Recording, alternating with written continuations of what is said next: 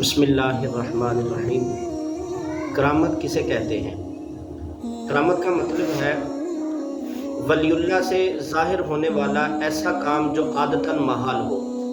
یعنی ظاہری اسباب کے ذریعے اس کا ظاہر ہونا ممکن نہ ہو، جیسے کہ مردے کو زندہ کر دینا، یہ عادتاً ممکن نہیں ہے۔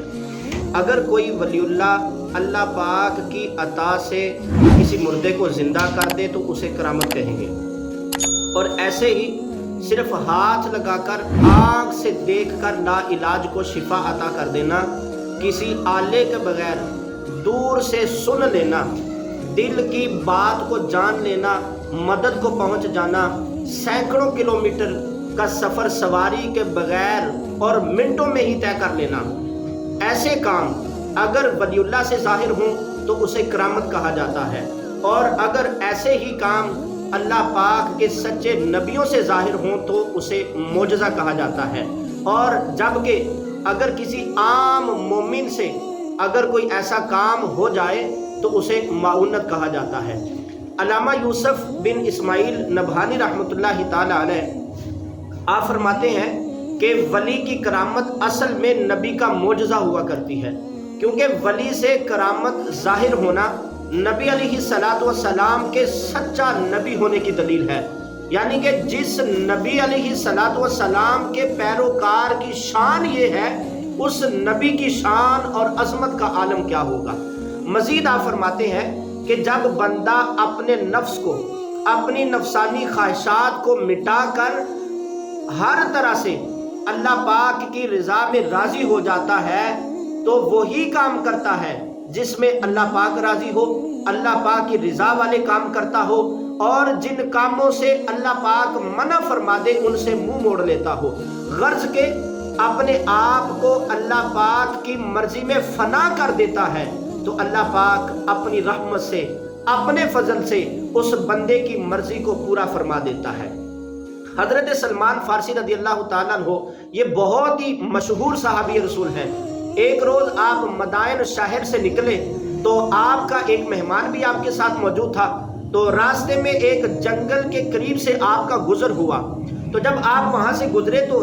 جنگل کے اندر ہرن جو تھے وہ چل رہے تھے اور پرندے ہوا میں اڑ رہے تھے، تو حضرت سلمان فارسی رضی اللہ تعالیٰ عنہ آپ نے چاہا کہ آج مہمان کی مہمان نوازی کی جائے،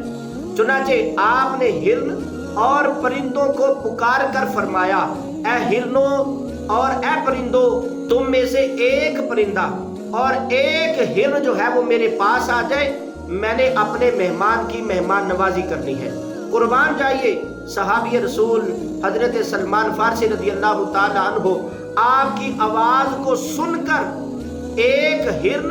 اور ایک پرندہ گردن جھکائے ادب سے حاضر خدمت ہو گئے۔ یہ منظر دیکھ کر وہ شخص بڑا حیران ہوا اور تعجب کی وجہ سے زبان سے بے ساختہ اس نے یہ الفاظ نکلے، سبحان اللہ۔ حضرت سلمان فارسی رضی اللہ تعالی عنہ آپ نے فرمایا، کیا تمہیں حیرانگی ہو رہی ہے؟ کیا تم نے ایسا بندہ دیکھا ہے کہ جو اپنے رب کی اطاعت کرتا ہو مگر یہ چیزیں جو انسان کی خدمت کے لیے ہی بنی ہیں یہ اس کی اطاعت نہ کرے؟ سبحان اللہ۔ معلوم ہوا کہ کرامت اللہ پاک کا ایک بہت بڑا فضل ہے جو اللہ کریم اپنے محبوب بندوں کو عطا فرماتا ہے۔ بخاری شریف میں حدیث قدسی ہے۔ حدیث قدسی اس حدیث پاک کو کہا جاتا ہے جس میں فرمان اللہ پاک کا ہوتا ہے اور زبان مصطفیٰ جان رحمت صلی اللہ تعالی علیہ وآلہ وسلم کی ہوتی ہے۔ دوسرے لفظوں میں، سادہ لفظوں میں آپ یوں سمجھ لیجئے کہ عام احادیث میں کلام پیارے آقا مدینے والے مصطفیٰ صلی اللہ تعالی علیہ وآلہ وسلم کا ہوتا ہے، اور صحابہ راوی ہوتے ہیں، یعنی سن کر بتانے والے، آگے بتانے والے راوی جو ہیں یہ صحابہ ہوتے ہیں، اور حدیث قدسی میں کلام رب کریم کا ہوتا ہے اور رسول رحمت شفیع امت صلی اللہ تعالی علیہ وآلہ وسلم آپ راوی ہوتے ہیں۔ آئیے بخاری شریف کی حدیث قدسی سنتے ہیں۔ حضرت سیدنا ابو ہریرہ رضی اللہ تعالی عنہ آپ فرماتے ہیں کہ اللہ پاک کے پیارے نبی صلی اللہ تعالی علیہ وآلہ وسلم نے ارشاد فرمایا، اللہ تعالیٰ ارشاد فرماتا ہے، جس نے میرے کسی ولی سے دشمنی رکھی میں اسے اعلان جنگ دیتا ہوں۔ بندہ جن ذرائع سے میرا قرب حاصل کرتا ہے میں ان میں میرا سب سے پسندیدہ ذریعہ فرائض یعنی نماز، روزہ، حج، زکوٰۃ وغیرہ۔ فرمایا میرا بندہ نوافل کے ذریعے میرا قرب حاصل کرتا رہتا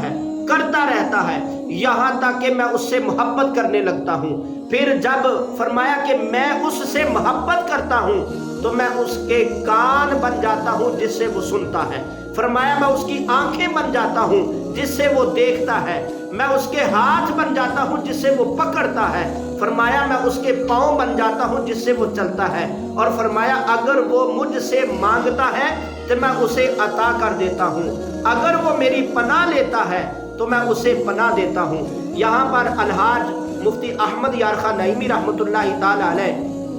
آپ اس حدیث پاک کی شرح میں فرماتے ہیں کہ مطلب یہ ہے کہ جب بندہ اللہ پاک کا قرب حاصل کرتے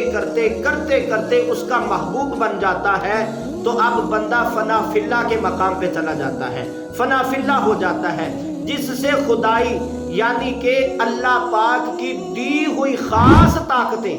اس کے اعضاء میں کام کرتی ہیں، وہ ایسے کام کر لیتا ہے جنہیں عقل سمجھ نہیں پاتی۔